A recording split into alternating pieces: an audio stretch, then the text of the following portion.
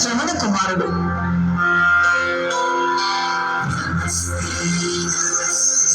భారతదేశ సంస్కృతి సంప్రదాయాలలో పెద్దవారి పట్ల పిల్లలు వినయ విధేయతలను కలిగి ఉండడం, తల్లిదండ్రులను గౌరవించడం వంటి విషయాలు విశిష్టమైనవి. ఇలాంటి విలువైన ధర్మాలను మన సమాజంలో, భారతీయ చరిత్రలో అసంఖ్యాకంగా ఉన్నాయి.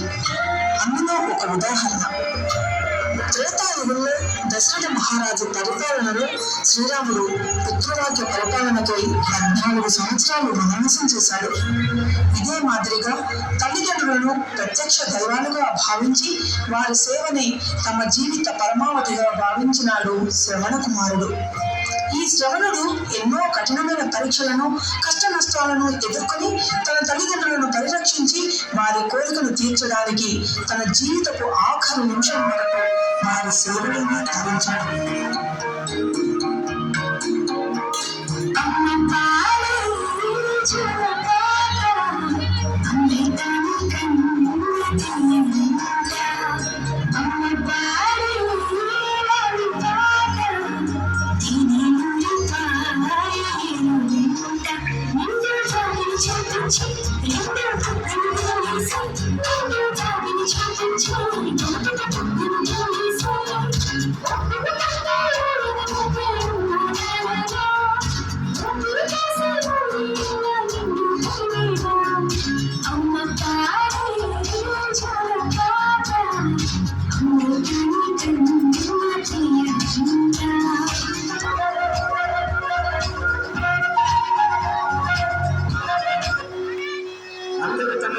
ఆదర్శప్రాయమైన వీరవనిత మరియు వీరమాత ఎవరూ కాదు. శూర వీర ధీర శౌర్య శ్రీ శ్రీ శ్రీ ఛత్రపతి శివాజీ మహారాజ్ తల్లి అయిన విజయాబాయి.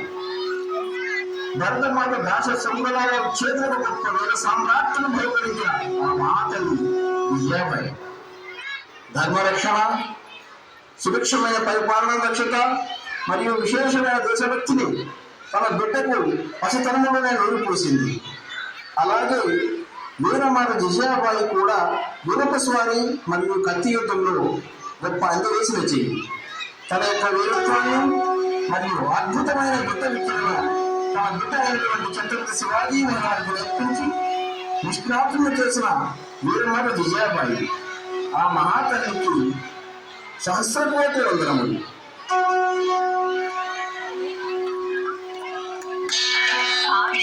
గౌతమి బాలాశ్రీ ఒక మహారాజు భార్యగా, ఒక మహారాజుకి తల్లిగా చరిత్రలో సుస్థిరమైన స్థానాన్ని దక్కించుకున్న అద్వితీయ మహిళ గౌతమి బాలాశ్రీ.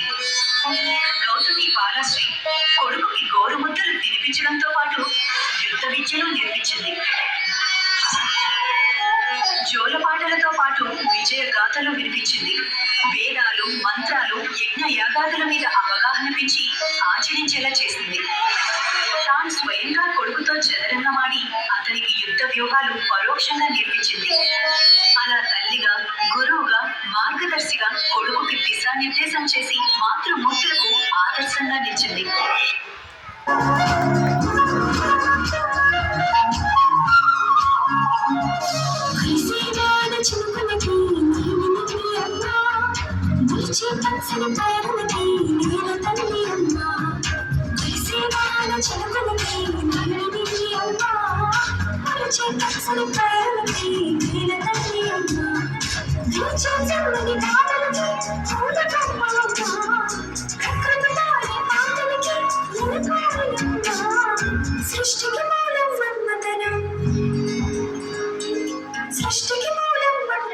సృష్టించని ఇది అమ్మ గుణం.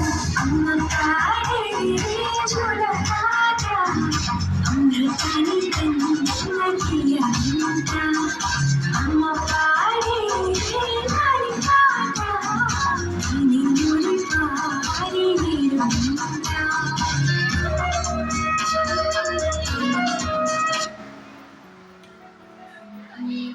పదాలు తెలియని పెదవులకు అమృత వాక్యం అమ్మ.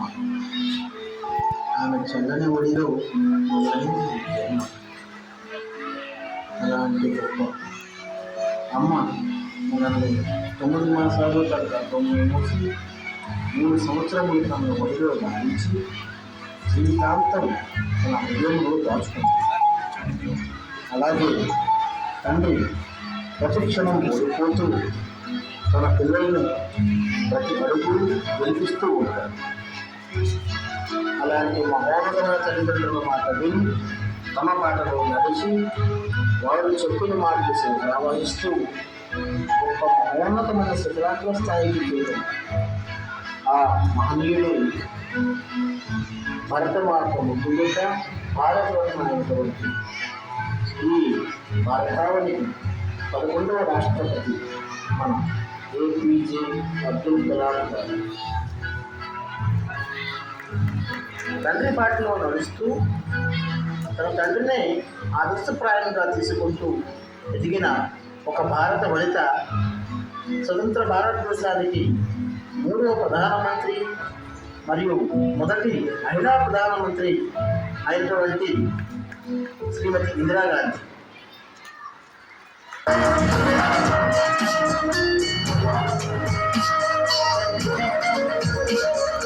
నింగిని తాకే మేడలకి పునాది రాయి అమ్మ అందం పొందిన మనసులకి నులిగారం